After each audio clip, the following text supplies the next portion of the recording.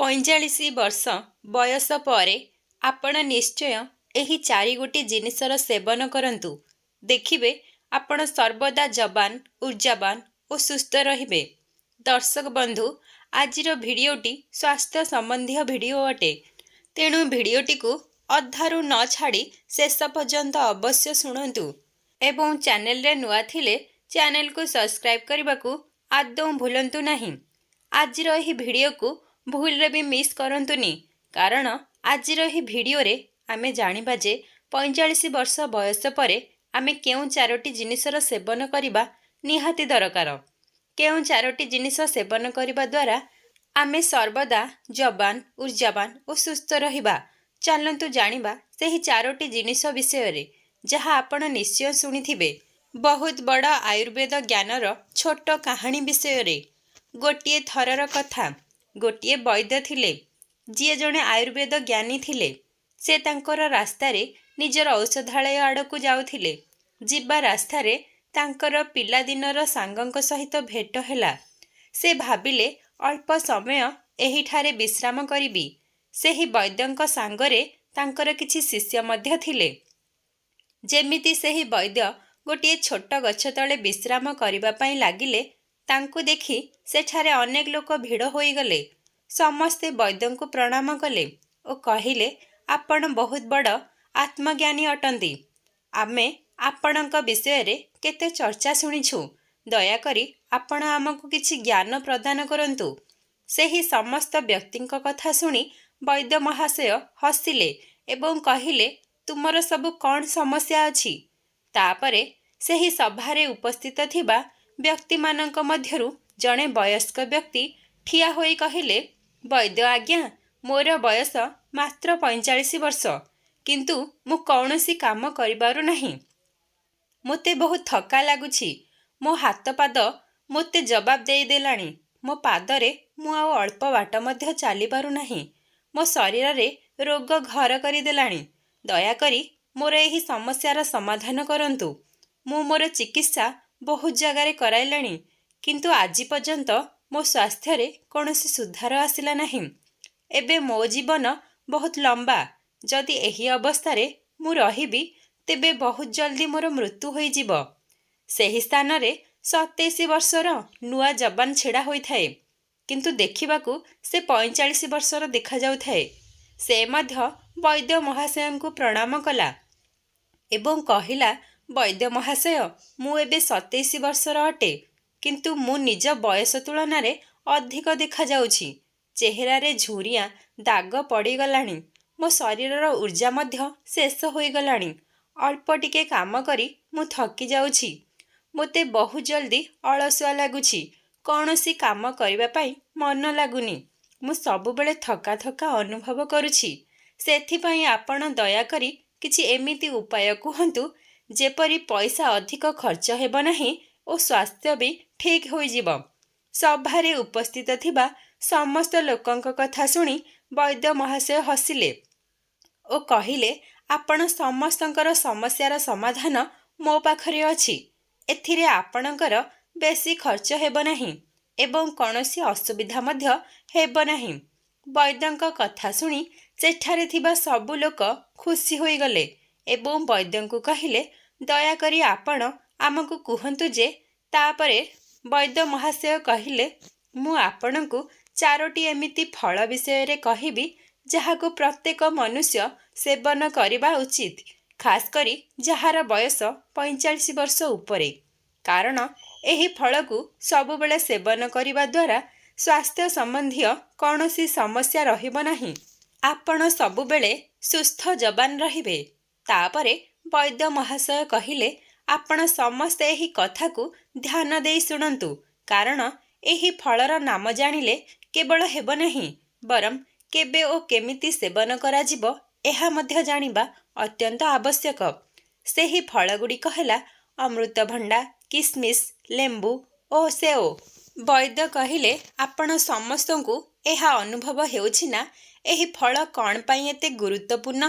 ଏହାକୁ ସେବନ କରିବା ଦ୍ୱାରା କିପରି ଲାଭ ପ୍ରାପ୍ତ ହୋଇଥାଏ? ତେଣୁ ଏହି ବିଷୟରେ ଆପଣଙ୍କୁ ବିସ୍ତୃତି ଭାବରେ କହିବି।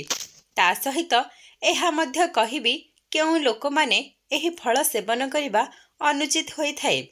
ତାପରେ ବୈଦ୍ୟ ମହାଶୟ କହିଲେ, ପ୍ରଥମେ କହିବା ଅମୃତଭଣ୍ଡା ବିଷୟରେ, ଯାହା ପ୍ରତ୍ୟେକ ବ୍ୟକ୍ତିଙ୍କ ଦୈନନ୍ଦିନ ଜୀବନର ଜଡ଼ିବୁଟି ଅଟେ। ଅମୃତଭଣ୍ଡା ପ୍ରକୃତିର ଏକ ମହତ୍ତ୍ୱପୂର୍ଣ୍ଣ ଉପହାର ଅଟେ। ଏଥିରେ ଭିଟାମିନ୍ସ, ମିନେରାଲ୍ସ ଏବଂ ଫାଇବର ଭରପୁର ମାତ୍ରାରେ ଅଛି। ଏଥିରୁ ଭିଟାମିନ୍ ସି, ଭିଟାମିନ୍ ଏ ଏମିତି ଅନେକ ପ୍ରକାରର ତତ୍ତ୍ୱ ପାଇଥାଉ। ଏବେ ସବୁଠାରୁ ପ୍ରଥମେ ସମସ୍ତେ ବୁଝିବାକୁ ଚେଷ୍ଟା କରନ୍ତୁ ଯେ 45 ବର୍ଷ ପରେ ଏହା ଆମ ପାଇଁ କିପରି ଗୁରୁତ୍ୱପୂର୍ଣ୍ଣ ଅଟେ। ସବୁଠାରୁ ପ୍ରଥମେ ତ ଏହା ଆମର ପାଚନତନ୍ତ୍ରକୁ ମଜବୁତ କରିଥାଏ। ଆମର ବଢ଼ୁଥିବା ବୟସରେ ଆମର ପାଚନତନ୍ତ୍ର ଦୁର୍ବଳ ହୋଇଯାଇଥାଏ, କିନ୍ତୁ ଅମୃତଭଣ୍ଡା ଭିତରେ ଯେଉଁ ଏନଜାଇମ୍ ଥାଏ ତାହାର ନାମ ହେଉଛି ପପେନ୍। ଏହା ସବୁଠାରୁ ମହତ୍ତ୍ୱପୂର୍ଣ୍ଣ ଭୂମିକା ନିର୍ବାହ କରିଥାଏ। ଏହି ଏନଜାଇମ୍ ପାଚନତନ୍ତ୍ରକୁ ମଜବୁତ କରିଥାଏ, ଯେଉଁଥିରେ ଶରୀର ଖାଦ୍ୟରେ ଥିବା ନ୍ୟୁଟ୍ରିଏଣ୍ଟସକୁ ସହଜରେ ସଂରକ୍ଷଣ କରିପାରିଥାଏ।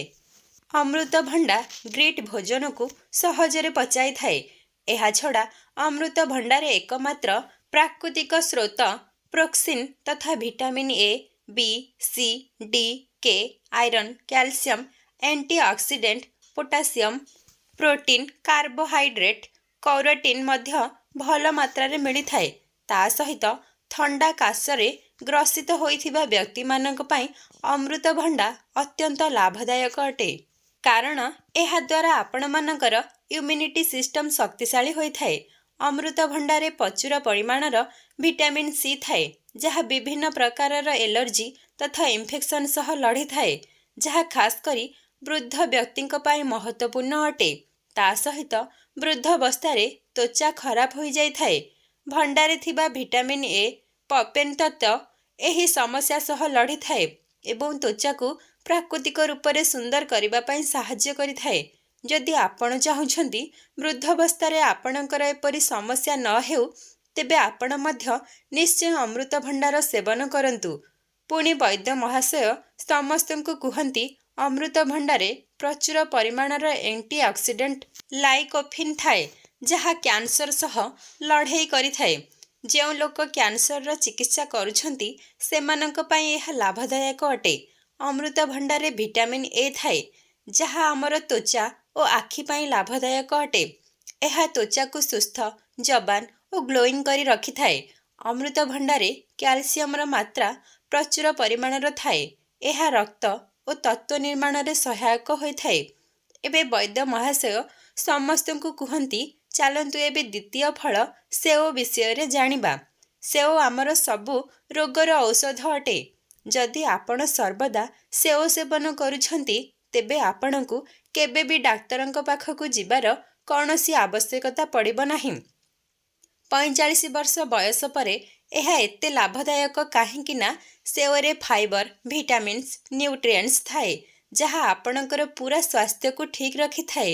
ଏହା ପୂରା ହାର୍ଟକୁ ହେଲ୍ଦି ରଖିଥାଏ। ଏଥିରେ ଯେଉଁ ସ୍ୟାଲ୍ୟୁବଲ୍ ଫାଇବର ଥାଏ, ତାହା ଆମର କୋଲେଷ୍ଟ୍ରଲକୁ ନିୟନ୍ତ୍ରଣ ରଖିଥାଏ। କାହିଁକି ନା ହାଇ କୋଲେଷ୍ଟ୍ରଲ ହାର୍ଟ ରୋଗର ବହୁତ ବଡ଼ କାରଣ ହୋଇଥାଏ। ଯଦି ଆପଣ ନିୟମିତ ସେଓର ସେବନ କରୁଛନ୍ତି, ତେବେ ଆପଣଙ୍କର ହାର୍ଟ ସୁସ୍ଥ ରହିଥାଏ। ତାହା ସହିତ ଓଜନ ମଧ୍ୟ ସନ୍ତୁଳିତ ରହିଥାଏ। ଯେପରି ଆପଣଙ୍କର ବୟସ ବଢ଼ୁଥାଏ, ସେପରି ମେଟାବଲିଜିମ୍ କମ୍ ହୋଇଯାଇଥାଏ। ଏହି କାରଣରୁ ଆମର ଓଜନକୁ ନିୟନ୍ତ୍ରଣ କରିବା କଠିନ ହୋଇଯାଇଥାଏ। କିନ୍ତୁ ସେଓ ଏକ ପ୍ରକାରର ଲୋ କ୍ୟାଲୋରି ଏବଂ ଫାଇବରପୂର୍ଣ୍ଣ ଫଳ ହୋଇଥିବାରୁ ଯଦି ଆପଣ ନିୟମିତ ଏହି ଫଳର ସେବନ କରନ୍ତି, ତେବେ ଆପଣ ଦିନସାରା ଊର୍ଜାବାନ ରହିବେ। ତା ସହିତ ଏହା ବ୍ଲଡ୍ ସୁଗାରକୁ ମଧ୍ୟ ସନ୍ତୁଳିତ ରଖିଥାଏ। ସେଓ ଆମ ଶରୀରରେ ଜଲ୍ଦି ପାଚନ ହୋଇଯାଇଥାଏ, ଯାହା କାରଣରୁ କୋଷ୍ଠକାଠିନ୍ୟ ରୋଗର ଭୟ ମଧ୍ୟ କମ୍ ହୋଇଯାଇଥାଏ। ସେଓରେ ପୋଷକ ତତ୍ତ୍ୱ ଏବଂ ଭିଟାମିନ୍ ସି ପ୍ରଚୁର ପରିମାଣର ଥାଏ, ଯାହା ଫ୍ରି ରେଡିକଲ୍ସ ସାଥିରେ ଲଢ଼ିବା ପାଇଁ ସାହାଯ୍ୟ କରିଥାଏ। ଶରୀରର ପୁରୁଣାରୁ ପୁରୁଣା ରୋଗକୁ ଏହା ଠିକ୍ କରିଦେଇଥାଏ। ସେଓରେ ଭିଟାମିନ୍ ଡି ଥାଏ, ଯାହା ଆମର ହାଡ଼କୁ ଶକ୍ତିଶାଳୀ କରିବାରେ ସହାୟକ ହୋଇଥାଏ। ସେଓ ଡାଇବେଟିସ୍ ଲୋକଙ୍କ ପାଇଁ ଲାଭଦାୟୀ ଅଟେ। ସେଓ ଆମର ବାଳ ଏବଂ ତ୍ୱଚା ପାଇଁ ମଧ୍ୟ ଲାଭଦାୟକ ଅଟେ। ଯଦି ଆପଣ 40 କିମ୍ବା 45 ବର୍ଷ ପାଖାପାଖି କିମ୍ବା 45 ବର୍ଷ ଉପରେ, ତେବେ ଯଦି ଆପଣ ଚାହୁଁଛନ୍ତି ଆପଣଙ୍କର ଏହି ବାର୍ଦ୍ଧକ୍ୟାବସ୍ଥା ଭଲରେ ଭଲରେ ଏବଂ ବିନା ରୋଗରେ ଯାଏ, ତେବେ ସେଓ ସହିତ ଆପଣ ମିତ୍ରତା କରିଚାଲନ୍ତୁ। ତାପରେ ବୈଦ୍ୟ ମହାଶୟ କୁହନ୍ତି, ତୃତୀୟ ଫଳ ହେଉଛି କିସମିସ୍, ଯାହା ଆପଣଙ୍କୁ ବଢ଼ୁଥିବା ବୟସରେ ସେବନ କରିବା ଉଚିତ। ଏହା ଶୁଖିଯାଇଥିବା ଅଙ୍ଗୁର ଅଟେ, ଯେଉଁଥିରେ ଆଇରନ୍, ପୋଟାସିୟମ୍, ଆଣ୍ଟିଅକ୍ସିଡେଣ୍ଟ ଥାଏ। ଏହି ଛୋଟ ଛୋଟ କିସମିସ୍ ଆମର ବଢ଼ୁଥିବା ବୟସ ପାଇଁ ଅତ୍ୟନ୍ତ ଲାଭଦାୟକ ଅଟେ। ଏହା ଆମର ହାଡ଼କୁ ଶକ୍ତିଶାଳୀ କରାଇଥାଏ। ବାର୍ଦ୍ଧକ୍ୟରେ ହାଡ଼ କମଜୋର ହୋଇଯାଇଥାଏ, ଯାହାଦ୍ୱାରା ଅଷ୍ଟିଓପାରୋସିସ୍ର ଭୟ ବଢ଼ିଯାଇଥାଏ, ଅର୍ଥାତ୍ ଆମର ହାଡ଼ କମଜୋର ହୋଇ ଫମ୍ପା ହୋଇ ଜଲ୍ଦି ଭାଙ୍ଗିଯାଇଥାଏ। କିସମିସ୍ ନିୟମିତ ସେବନ ଆମର ହାଡ଼କୁ ମଜବୁତ କରିବା ସଙ୍ଗେ ସଙ୍ଗେ ପାଚନ ପ୍ରଣାଳୀ ମଧ୍ୟ ଶକ୍ତ ହୋଇଥାଏ। ଏଥିରେ ଥିବା ଫାଇବର ଆମର ପାଚନକୁ ଠିକ୍ କରି ଆମର କୋଷ୍ଠକାଠିନ୍ୟ ସମସ୍ୟାକୁ ଦୂର କରିଦେଇଥାଏ। କିସମିସ୍ରେ ପ୍ରାକୃତିକ ରୂପରେ ସୁଗାର ଥିବାରୁ ଏହା ଆମର ଶରୀରର ଊର୍ଜା ପ୍ରଦାନ କରିଥାଏ।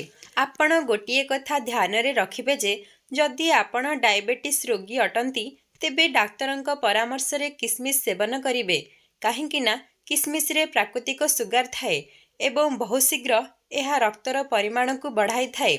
ଯଦି ଆପଣ ନିୟମିତ କିସମିସ୍ ସେବନ କରୁଛନ୍ତି, ତେବେ ଏହା ହାର୍ଟ ପାଇଁ ଅତ୍ୟନ୍ତ ଲାଭଦାୟକ ଅଟେ। ଏହାକୁ ନିୟମିତ ସେବନ କରିବା ଦ୍ୱାରା ବ୍ୟାଡ୍ କୋଲେଷ୍ଟ୍ରଲ୍ କମ୍ ହୋଇ ଗୁଡ୍ କୋଲେଷ୍ଟ୍ରଲ୍ ବୃଦ୍ଧି ପାଇଥାଏ। କିସମିସ୍କୁ ପାଣିରେ ବତୁରାଇ ଖାଇବା ଦ୍ୱାରା ଏଥିରେ ଥିବା ଆଣ୍ଟିଅକ୍ସିଡେଣ୍ଟ ଜଲ୍ଦି ନିର୍ଗତ ହୋଇଥାଏ। ଆଣ୍ଟିଅକ୍ସିଡେଣ୍ଟ ଆପଣଙ୍କୁ କ୍ୟାନ୍ସର ଭଳି ରୋଗ ସହିତ ଲଢ଼ିବା ପାଇଁ ସାହାଯ୍ୟ କରିଥାଏ। କିସମିସ୍ରେ ଡାଏଟରୀ ଫାଇବର ମାତ୍ରା ଉପଲବ୍ଧ ଥିବାରୁ ଏହା ହାଇ ବ୍ଲଡ୍ ପ୍ରେସରକୁ ମଧ୍ୟ କମ୍ କରିଦେଇଥାଏ।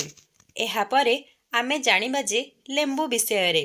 ବଢ଼ୁଥିବା ବୟସ ସହିତ ଆମର ରୋଗ ପ୍ରତିରୋଧକ ଶକ୍ତି କମି କମି ଯାଇଥାଏ। ଲେମ୍ବୁ ଭିତରେ ଭିଟାମିନ୍ ସି ପ୍ରଚୁର ପରିମାଣରେ ଥାଏ, ତେଣୁ ଏହା ରୋଗ ପ୍ରତିରୋଧକ କ୍ଷମତାକୁ ବଢ଼ାଇଥାଏ। ଭିଟାମିନ୍ ସି ଅଧିକ ଶକ୍ତିଶାଳୀ ହୋଇଥାଏ। ଏହା ଇନଫେକ୍ସନ୍ ସହ ଲଢ଼ିଥାଏ, ତେଣୁ 45 ବର୍ଷ ପରେ ଏହା ଅତ୍ୟନ୍ତ ଲାଭଦାୟକ ଅଟେ। ଏହି ବୟସରେ ଇନଫେକ୍ସନ୍ ହୋଇଗଲେ ବହୁତ ଅସୁବିଧାରେ ଶେଷ ହୋଇଥାଏ। ଲେମ୍ବୁର ଦ୍ୱିତୀୟ ଫାଇଦା ହେଉଛି ଏହା ଶରୀରକୁ ହାଇଡ୍ରେଟ୍ ରଖିଥାଏ, ଯାହା କିଡ୍ନିରେ ପଥର ହେବାରୁ ରକ୍ଷା କରିଥାଏ। ଲେମ୍ବୁ ଭିତରେ ଆଣ୍ଟିଅକ୍ସିଡେଣ୍ଟ ରହିଥାଏ, ଯାହା ବୟସ ସମ୍ବନ୍ଧୀୟ ଚିନ୍ତା ଏବଂ ଫ୍ରି ରେଡିକଲ୍ସ ଡ୍ୟାମେଜରୁ ମଧ୍ୟ ବଞ୍ଚାଇଥାଏ। ଲୋକମାନେ ନିଜ ବୟସଠୁ ଅଧିକ ବୟସ୍କ ଦେଖାଯାଆନ୍ତି। ଯଦି ଆପଣ ନିୟମିତ ଲେମ୍ବୁର ସେବନ କରୁଛନ୍ତି, ତେବେ ସର୍ବଦା ଆପଣ ନିଜ ବୟସ ତୁଳନାରେ କମ୍ ଦେଖାଯିବେ, ଯବାନ ହୋଇ ରହିବେ। ଲେମ୍ବୁ ତ୍ୱଚାରେ ସୁନ୍ଦରତା, ରିଙ୍କଲ୍ସ କମ୍ କରିଦେଇଥାଏ। ସେଥିପାଇଁ ଆପଣ ବାର୍ଦ୍ଧକ୍ୟାବସ୍ଥାରେ ଯବାନ ଭଳି ଦେଖାଯିବେ। ଆପଣ ନିହାତି ଭାବରେ ଏହି 4ଗୋଟି ଫଳର ସେବନ କରନ୍ତୁ। ଏହି 4 ଫଳକୁ ସୀମିତ ମାତ୍ରାରେ ସେବନ କରିବା ଦରକାର, ନା କମ୍ ନା ଅଧିକ। ଯେତେବେଳେ ଆପଣ ଏହି 4ଟି ଫଳକୁ ସେବନ ନିୟମିତ କରିବେ, ତେବେ ଆପଣଙ୍କ ଶରୀରରେ ଚମତ୍କାର ପରିବର୍ତ୍ତନ ଦେଖାଯିବ। ବୈଦ୍ୟ ମହାଶୟଙ୍କ ଉପଦେଶ ଶୁଣି ସେଠାରେ ଉପସ୍ଥିତ ସମସ୍ତ ବ୍ୟକ୍ତି ତାଙ୍କୁ ଧନ୍ୟବାଦ ଜଣାଉଥିଲେ ଏବଂ ତାଙ୍କୁ ପ୍ରଣାମ କରି ନିଜ ନିଜ ଘରକୁ ଫେରିଗଲେ। ପୁଣି ବୈଦ୍ୟ ମହାଶୟ ନିଜ ଔଷଧାଳୟକୁ ନିଜ ଶିଷ୍ୟମାନଙ୍କ ସହ ଚାଲିଗଲେ। ଦର୍ଶକ ବନ୍ଧୁ, ଆଜିର ଏହି ଭିଡ଼ିଓଟିକୁ ଏହିଠାରେ ଶେଷ କରୁଛି। ଯଦି ଆପଣମାନଙ୍କୁ ଏହି ଭିଡ଼ିଓଟି ଭଲ ଲାଗିଛି, ତେବେ ଦୟାକରି ମୋ ଚ୍ୟାନେଲ ମାନି ଭଏସ୍କୁ ସବସ୍କ୍ରାଇବ୍ କରି ଭିଡ଼ିଓକୁ ନିହାତି ଭାବରେ ଗୋଟିଏ ଛୋଟିଆ ଲାଇକ୍ଟି କରନ୍ତୁ ଏବଂ ସାଙ୍ଗସାଥୀମାନଙ୍କ ପାଖକୁ, ବନ୍ଧୁବାନ୍ଧବମାନଙ୍କ ପାଖକୁ ଓ ପ୍ରିୟଜନମାନଙ୍କ ପାଖକୁ ଅଧିକରୁ ଅଧିକ ସେୟାର କରନ୍ତୁ ଓ କମେଣ୍ଟରେ ଜୟ ଜଗନ୍ନାଥ ଲେଖିବା ପାଇଁ ଯେପରି ନ ଭୁଲନ୍ତି।